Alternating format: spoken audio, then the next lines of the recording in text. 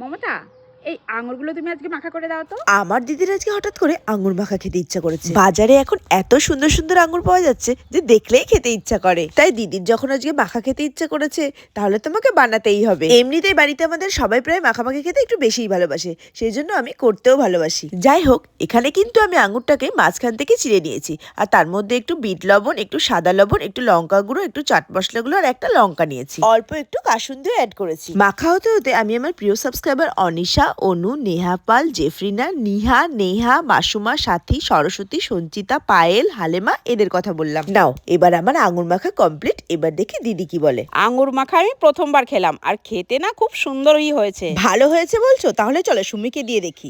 এই নাও সুমি, তোমার জন্য দেখো আঙুর মাখা নিয়ে এসেছি, খেয়ে বলো তো কেমন হয়েছে। জীবনে যে কোনোদিনও আঙুর মাখা খেতে হবে এটা কোনোদিনও ভাবিনি, কিন্তু এটা সত্যি টেস্টি ছিল, এটা বলতে হবে। তোমরাও কিন্তু বাড়িতে এইভাবে ট্রাই করতে পারো, দেখবে ভালো লাগবে।